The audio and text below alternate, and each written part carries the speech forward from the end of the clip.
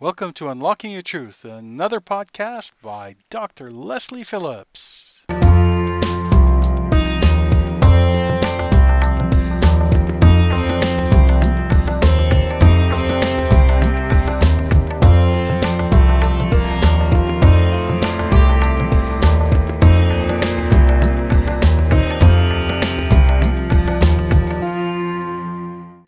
Hello everybody and welcome to Unlocking Your Truth with Dr. Lesley.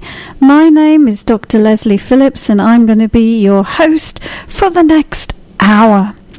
Unlocking Your Truth is a radio show all about metaphysics and spirituality. I was inspired this morning. Somebody sent me a link to an article and said, Dr. Lesley, what do you think about this article? And I read it and I found it interesting. I thought there was some truth in it and some misinformation in it, but I thought it would be a really good topic to have on tonight's show. And the title of this article was The 7 Types of Relationships and the Influence of the Chakras. And it was written by, well, the chap's name, he sounded like he was an Indian, and he'd taken the information from the Vedas, which are the ancient Sanskrit texts. And so I thought we could talk about that a little bit. And basically what he'd done is he'd said, well, there are basically 7 types of relationship, 7 types of couples, and these 7 types are based on the chakra system. So type number 1, the couple is operating from their first chakra. Type number 2, second chakra. Type number 3, third chakra, and so on. And so, of course, I think that's we're all interacting with each other on all levels of our reality simultaneously.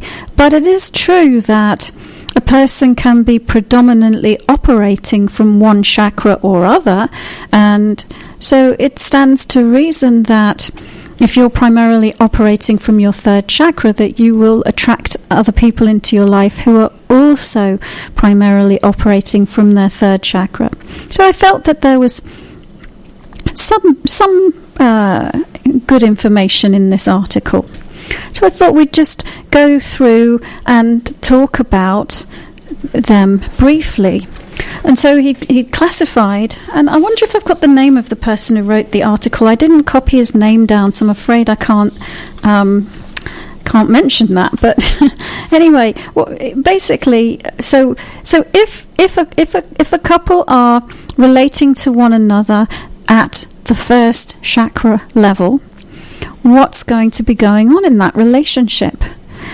And the answer to that is, well, the first chakra is the energy center that relates to physical reality, to survival in the physical world. So it may be that if there's a lot of interaction going on the root chakra level, that there's some survival stuff going on in that relationship, you know. And so, for example, if a couple were finding it difficult to make ends meet between the two of them, or somebody was out of work or going bankrupt, or somebody was having a really serious health issue, it may be that they would be predominantly having a relationship on the level of the first chakra. So, but what would a relationship look like if a couple were primarily interacting with one another from that energy center? Well, that energy center is the emotional energy center, and it's also the center that relates to sexual expression and creativity. And so it may be a very passionate relationship sexually. There may be a lot of emotional ups and downs between the two of them, for example. And actually, I remember I just forgot to mention that on the first chakra level, the first chakra's got to do with species survival as well. And so, creating a family and having children around would be an aspect of people who were really focused on that level of their reality. So how about a couple of people who are in a relationship and they're both primarily operating from their solar plexus or their third chakra? Well, that energy center has to do with a number of different things. One of them is energy distribution, and the other is out-of-body experience and out-of-body memory. Now, oftentimes when people are operating primarily from their third chakra, some of the kinds of issues that might come up include competition.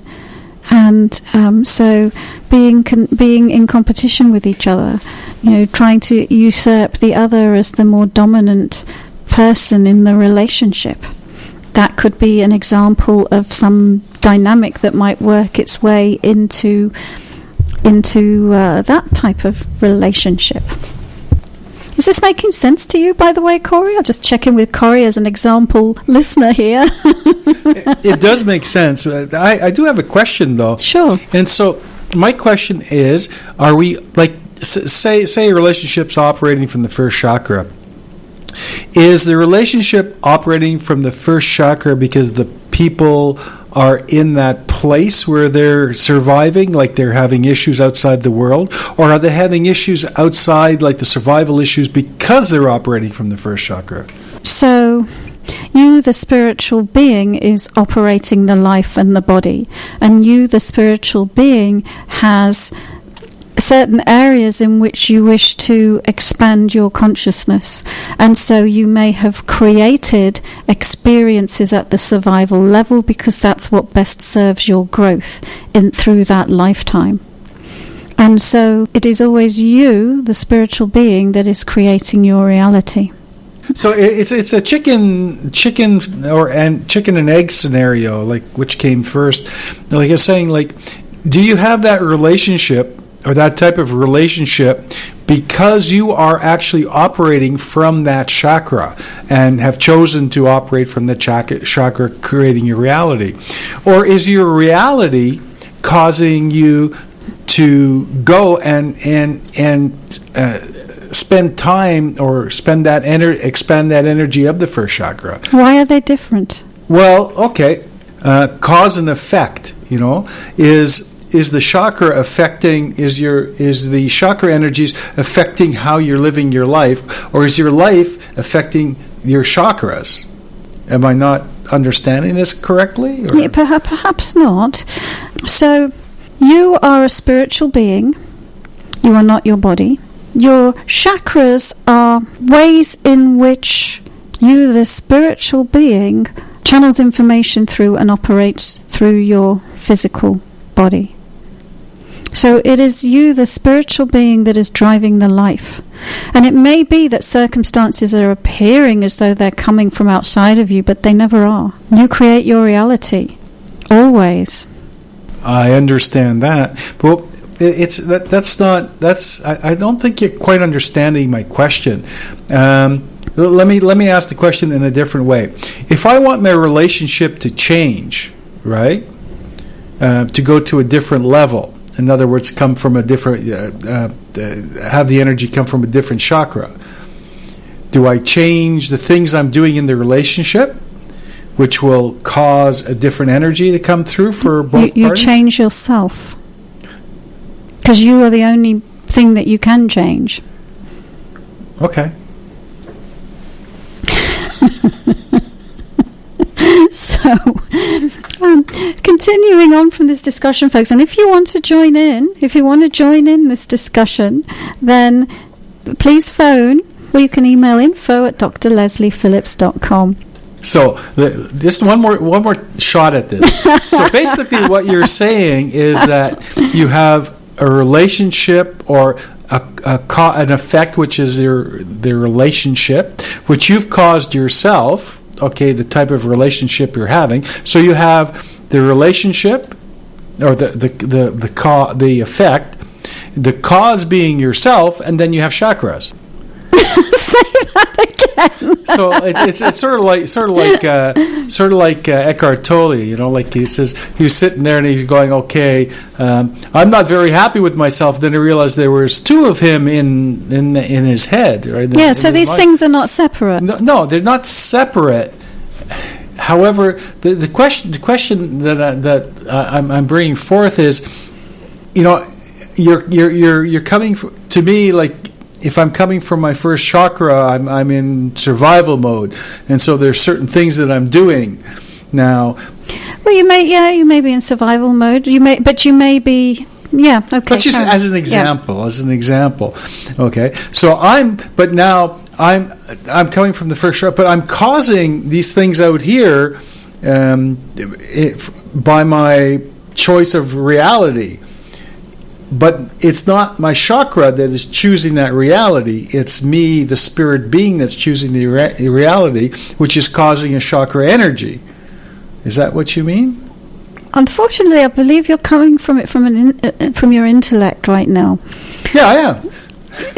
I'm on the radio talking to you, asking you a question. So it's sometimes the spiritual information is very difficult for the intellect to comprehend. Okay. So, but let me have another attempt at answering your question without going into my intellect with you. Let's, for myself and for the listeners. So, just what is a chakra? A chakra is an energy vortex which channels your spiritual information through your so you are a high vibration, multidimensional, eternal being of light and love, and you have projected part of your energy into physical reality to have a focused experience, and you've created this body personality, this temporal self that has a separate sense of self from you, that high vibration being that is the source energy that you're projecting from. You, the spiritual being, remains in communication with you, the temporal personality, through your chakras, right? So your higher information comes through them to you, the temporal personality, and your life experiences are also processed through them. So can you choose to operate from a different chakra? Yes. Which will cause a different reality. So you can, yes, you can, and the way that you would change your reality is by dealing with. So if you were operating on a survival level, right, and you were stuck in your first chakra operating on a survival level, if you deal with the beliefs and concepts that are causing you to create that reality, then you would shift that reality. And then you might move to a different focus, which might be, it could still be a first chakra focus or something else. Your choice. You create your own reality. Interesting. I was just laughing a little bit. I was talking about relationships. I was just laughing a few moments ago because I was watching 2 or 3 guys out here hugging hello or goodbye. I think they were hugging goodbye. And I don't know if you've ever watched men hug, but they put their arms around each other and then they pat. And they all, it's always a pat. Men have a problem holding each other without the patting part. The patting part is sort of, oh, it's okay. This is a friendly man hug. Yeah. So nothing more to be read into it. Which relationship chakra am I coming from there? Well, because that's a relationship, and there's a physical expression. Well, let's look at these 3 guys that you saw hugging. Because you could be coming from different places. It depends what the motivation for the hug is, but oftentimes it's, people their heart is open, and but it could be that it could be coming from the second chakra. It could be. Yeah, it could be. In this case, I wasn't talking about those men when I said that. I'm talking about hugs in general. Okay, so we are fast approaching a break, and maybe we'll continue this conversation a little bit after the break, depending on whether somebody phones up. If they're not at home scratching their heads. Yeah, just stay out of your intellect.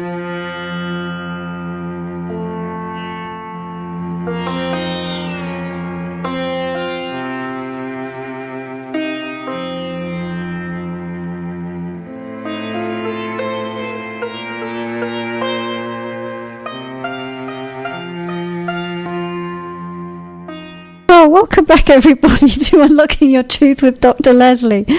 We have been talking today about relationships and about this article that somebody sent to me that said that there were 7 types of relationships. Now, of course, I've kind of... it's a little bit tongue-in-cheek and a little bit with a grain of salt because... I wouldn't necessarily say it in the same way myself, but it just gives us something interesting to talk about. And so they'd classified, well, couples can be operating from their first chakra or their second chakra or their third chakra in their interrelations with one another. Most people are interrelating with one another on multiple levels, but just for the sake of the show tonight, this is the topic that we are tackling. I tend to agree with you. I don't think we have a relationship and we operate from chakra number 1.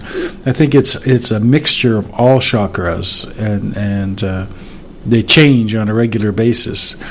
And even though you may, in my experience, even though a stimulus or stimuli may cause you to operate from one chakra one day, it may cause you to operate from a different chakra a different day. Or all chakras all the time. Simultaneously. Yeah. Anyway, but this article, one thing that entertained me about this article is it got quite funny as it got towards the 6th and 7th chakra, because it said that by the time that a couple is operating from their crown chakra, the woman thinks of her husband as a guru and trusts him completely and is always loyal to him. And her husband behaves as a saint would. I have yet to meet someone operating from those chakras in that case. It got a little bit sexist towards the end. I think even when the 6th chakra, it said... let me see what it said. Under the influence of the third eye, these people have been practicing self-realization for many lives. They come together to practice self-perfection, and they have deep psychic harmony, and they're committed to studying the highest truths of the universe, and they are usually spiritual teachers and completely abstain from sexual relations with each other. Is what it said when you're a couple operating from the 6th chakra. I have a very important question for you. What's that? Why are 3 of those sheets on white and 1 on pink? It's just the way it came out of the printer. But oddly enough, this one that's got these very sexist remarks is on the pink one, the pink sheet. But nothing more than coincidence that was what was in the printer. Yeah, so there you have it. I don't think we'll go into that anymore. I think we'll sort of leave it at that. But if anyone wants to phone up and ask a question about their relationship and the energetic dynamic between them and their partner, that would be, because a better way maybe to talk about this is in terms of what the energetic interaction that's going on between people is, and or between people around a particular circumstance is. So I'm sure the listeners want to know, are we operating from the 7th chakra, and am I a guru to you? The answer to that would be no.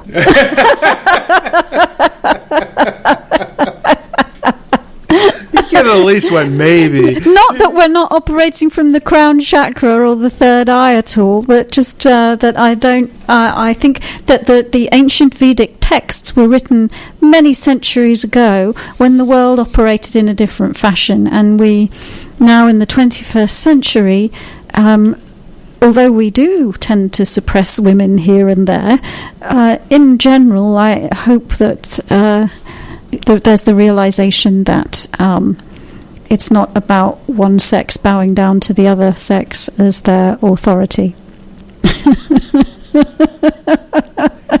Corey's giving me a hard stare. I am not. No, listeners, it's not true. So come on, listeners, who wants to join in this? It's a very fun topic, I think. Or you could email us with a question that can be about anything. Or you can phone up with a question about anything. And like I said, if you've listened before, you'll know what it's about. We'll tackle any question that you've got. But if you're tuning in for the first time, so I'm a professional intuitive, and sort of think of me like a psychic agony aunt. And apparently, according to Corey, no one in North America knows what an agony aunt is. It's some British thing that I've brought over here with me. But an agony aunt is, those people in magazines who, they write, Dear Claire, dear Abby, my husband keeps disappearing into the basement for hours on end with the door locked. What can I do? Or whatever it is. And they will say, dear Jane, whatever advice they give. So... it's kind of like that. You can ask any question that's bothering you, but I'm approaching it on a spiritual level and giving you spiritual information as a response to your question. Let's answer the phone. Let's see who's on the line. Yes, we've got Lola on the line. She's a regular listener, and we shall see what Lola wants to ask us. Hello, Lola. Hello, how are you? Very well, and how are you? I'm well, thank you. I'm doing really good. I have a question for you. Fantastic. And you may have a little more insight on this than I am. Great. Than I do. But I had a dream. And usually I don't remember my dreams, but this time I did. And it was quite pronounced, energetically. The dream was I was in some sort of pain or discomfort, kind of wandering about and just seemed to not be connecting with people.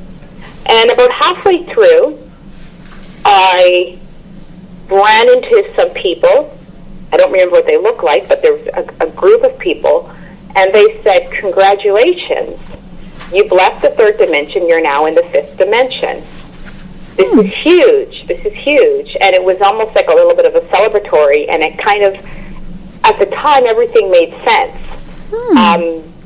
It was almost like they were saying it was worth it. That was they were saying, join us, join us, join us.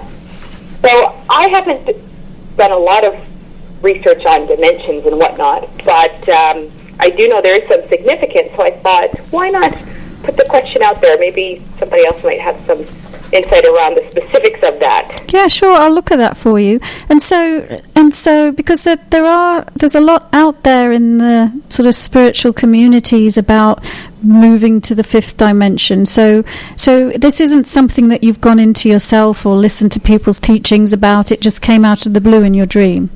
No, I did, but I've heard it before, but I didn't research what specifically that is. I don't know. I've heard them talk about somebody saying, we're going to the fifth dimension, but it was just, it was so energetically pronounced that I thought I should pay attention. Sure, and I will take a look at it for you. But it's really important in dream analysis because the dream landscape, you can think of it as a psychological landscape. It's your inner psychological landscape. And so, what's being reflected back at you, it's sort of like you're talking to yourself in your own symbolic language. And that's why I was sort of curious about what the fifth dimension meant for you, because this is your dream. Right. What was the most pronounced feeling? I guess it would be the pain and discomfort, would it? Well, I think, yes, but I think I was also, in that particular week, I had gone on a kind of a cleanse, right? So the only thing that kind of transpired was this dream. There was no other revelations other than this dream. And when I say it was pronounced, it was just so like it felt so aligned and clear, and it was like that was the answer. And then I thought, well, I guess I should start reading up on the dimensions. So, but it was, I think it was stronger than everything else. So that's why, even when I think about what transpired in that week, it was just that's what I got out of the week of the cleanse and the meditation and the fast. Okay, well, that's kind of interesting information that you were on a cleanse. So, anyway, let me go into trance. That might be the best thing. So give me a moment and I'll tune in to you and I'll take a look at what was going on with you and this dream. So it's a bit awkward, isn't it, on the radio if you go quiet? But I'm just quiet because I'm just taking a look at this whole thing. When you are asleep and you leave your body, you are entering naturally other dimensional spaces and realities. So it may well have been that you were on the fifth dimension, right? Your consciousness had left the third dimension, and so I'm just take a look at the and when you met the people and they said you are, congratulations, you're in the fifth dimension, you've left the third dimension, did the pain and discomfort that you've been feeling drop away at that point? Yeah, it subsided. Right. Okay. So it looks to me, well, actually, I'm not really seeing it clearly. Maybe I'm operating from my knowingness a bit here, but what I'm intuiting is that it's about to enter the fifth dimension from the third dimension, you have to raise your vibration. Right? When you go on a cleanse, the idea is that you're letting go of heavier deposits that you've stored in your body, and you're lightening up your energy. And in this dream, you had pain and discomfort, and then you moved into a reality called the fifth dimension where there was no pain and discomfort.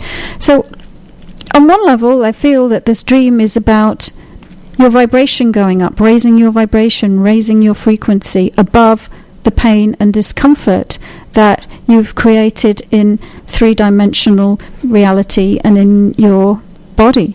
So now let's see if I can see who you were meeting and what the congratulations is about there. I mean, I think that's it. I think that, what this is about is you wanting to let go of your pain and leave your pain behind, and raise your frequency, and that in doing your cleanse, you'd been letting go, and and you were, and replaying is not the right word, but you were coincidentally or synchronistically playing out the same process in your astral experience, and then congratulating yourself for the healing work that you had done. Mm-hmm. Now, why would it go from the third to the fifth, and what would happen to the fourth? I would think the logical step would be going up. Well, that's an interesting question, isn't it? So you probably did go through the fourth dimension to get to the fifth dimension. And of course, with dreams, you don't necessarily remember absolutely every last thing that happened, because a lot of it isn't even relevant to your waking life and physical reality. Mm-hmm. And so, but let me just take a look at the significance of the fifth dimension. I mean, it looks like a significant jump and a significant leap in consciousness. And they were saying, stay with us at this vibrational level. It just looks to me like encouragement to stay above your pain, encouragement to operate, consciously from a different perspective. That's okay. That's really all I'm seeing, Lola. I'm not seeing anything more than that. And how are you feeling in your body after your cleanse? Are you feeling a lot lighter? Are you feeling like you let a lot go? Yes, but I've actually been doing a bit of a water fast. Something has said to me, you're not finished, you know. And it was just like a kind of going one level deeper. Something has told me that, and so I've been just really paying attention to what's coming out of my meditation and what's really speaking to me. Yeah, and it does look like that there is a something else that you're wanting to address and let go of. I can see that that's true. That's what I've been longing for, and it's not really following a particular plan of a 21-day this or that. It's just really an organic kind of what tell me what you want, body, right? What we need, you know. Well, and I think that's the best way to do it is by communicating with your own body, because your body is unique and it will tell you what it needs.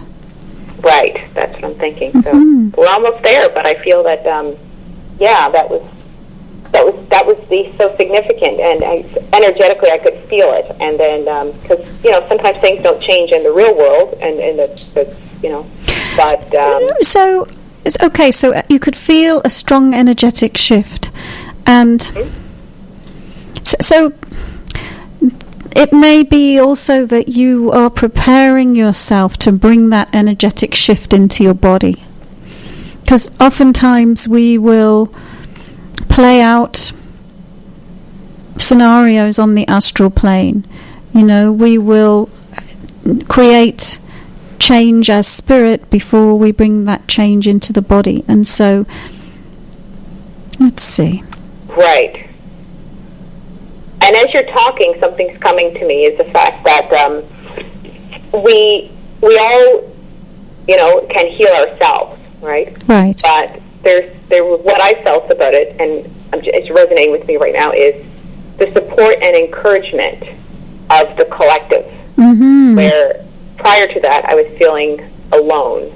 Right. So now it's not this solo journey. It's connection. Right. As well. Yeah, that you have support, even if you don't feel like you have it physically around you. There is support. Right. For you. Yeah, absolutely. That feels right. Well, thank you so much. Well, thank you for calling us, Lola. Yes. And perfect timing. It's time for another break now. So we'll listen to the rest of the show and we'll say goodbye for now. Absolutely. Thank you so much. Bye now. Bye. Bye, Lola. Bye.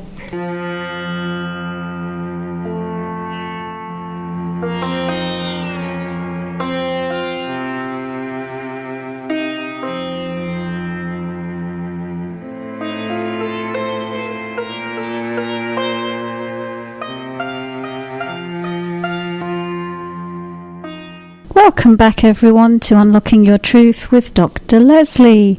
We were talking about chakras and relationships and energetic interactions between people and astral experiences and the fifth dimension and all sorts of interesting things this evening. Do we have any email questions, Corey? Yes, we do. And we also received an email from Charlie C. And Charlie C. Had sent us an email question we didn't get to last week, but he said that not to bother answering it this week. It's not it's not an issue. Okay, thanks, Charlie. Appreciate it. Send us another one when you can. And I do have a question from Casey, and Casey says, can you tell me what I can do to heal my relationship with my 2 adult sons? Casey and her 2 sons. Could be a him, could be a her. Oh, okie dokie. All right, so let's take a look at that for you, Casey. Oh, that's good. It's a relationship question. Yes. And what can she do to... Glad you caught that. What can she do to heal her relationship with her 2 adult sons? Well, I'll address... one relationship looks more troublesome and traumatic than the other.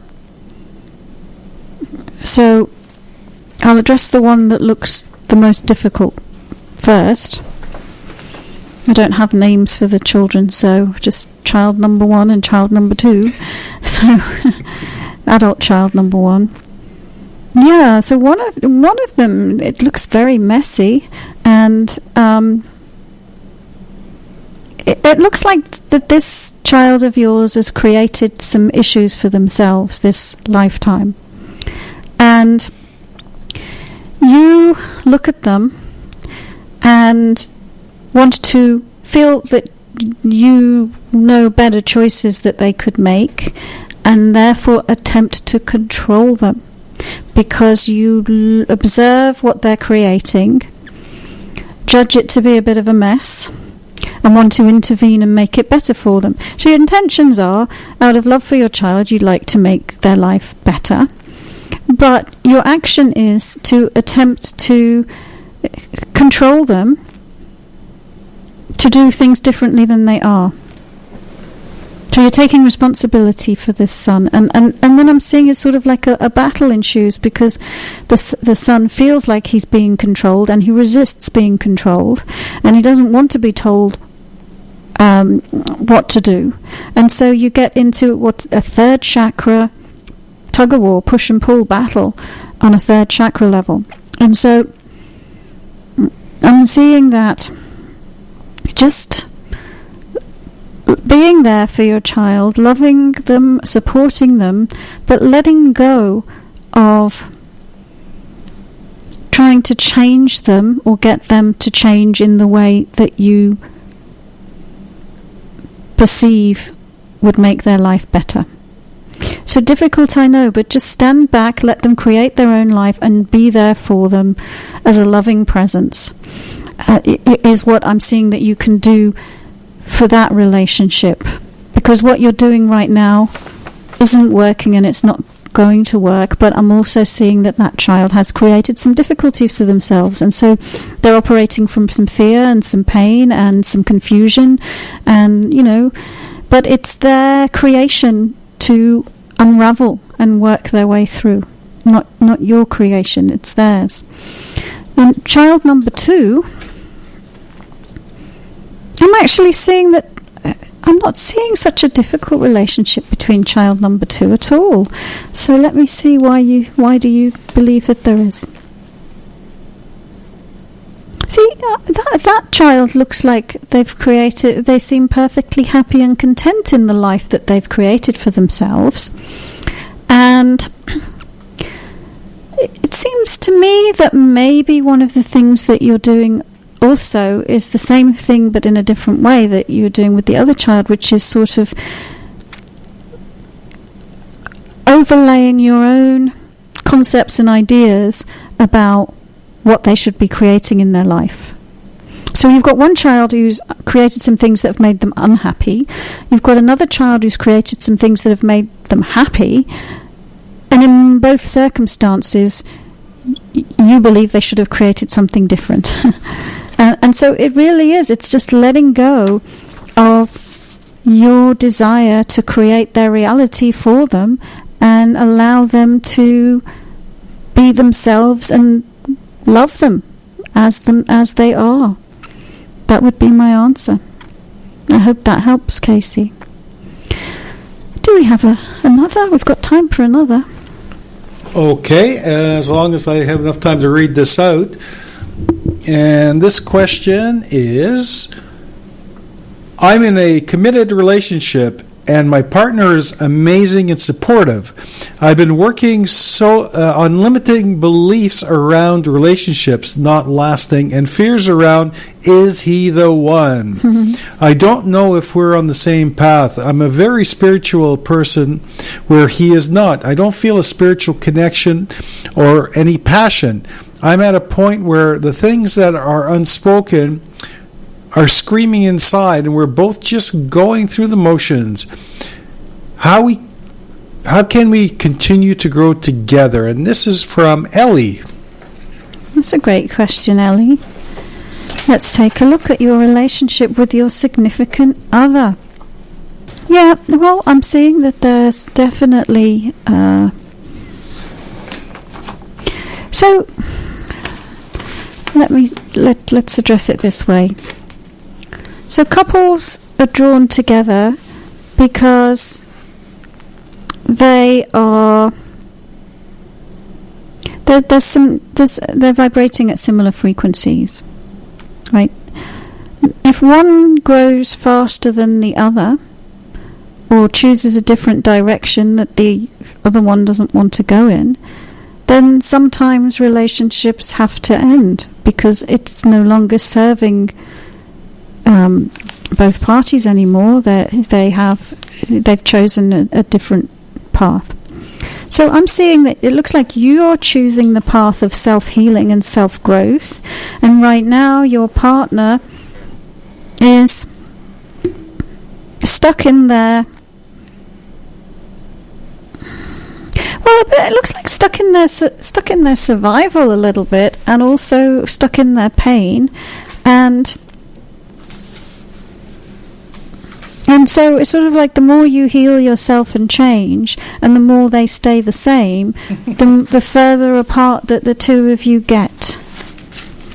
And so I'm seeing you are healing yourself, and your partner is not healing themselves in the same way that you are, and so you're feeling it's almost like you're tethered to the relationship, but you're like a kite pulling away from it, and the more you heal yourself, the stronger the pull that you're feeling, and the more uncomfortable it is to stay tethered to it.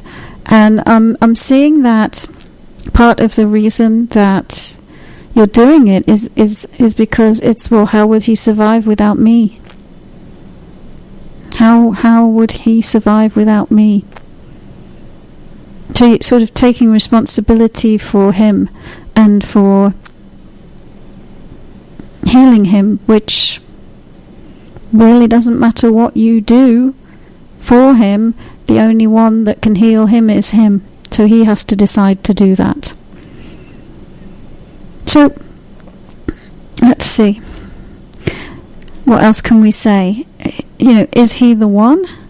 That's such a funny question, because to my way of seeing, there is no one.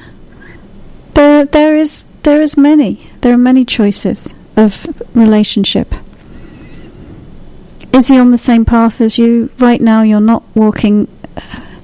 You're not walking at the same pace. He's not really moving very fast, and you are. And that's why you sense there's no spiritual connection, and why you sense that there's no passion, because I'm seeing that you have some passion and there's some things that you're excited about, but he's unable to share in them with you because he's not ready to work through some of his issues. So that would be my answer to that person's question, Ellie. And we still have enough time to squeeze one more in. We're doing quite well. That's lovely. As you would say, quoting you. I have a question from Summer. And Summer would like to know, am I working with the right person to help me fulfill my dream? Oh, that's also a cool question, Summer. Working with the right person to help you fulfill your dream. Well, it would be nice to know a bit more information about the context of this relationship when you're working with somebody, whether it's a business relationship or whether it's some kind of mentor that you're working with that's helping you. And doesn't look like this relationship is... Yeah, I'm seeing what's happening is that this person has some, let's call it programming, or a certain scheme or framework that they work within. And I'm not sure whether it's a business, like I said, a business partner or a coach, but either way, it's like they've got this is the way it's done. whether it's personal inner growth or, setting up business. This is the way, this is the framework that we operate, and they're wanting to impose their framework on you, and their framework isn't appropriate for you, and you don't fit into their framework. And I'm seeing that they get frustrated when you don't fit into their framework, and they want to fit you into their framework, but you don't.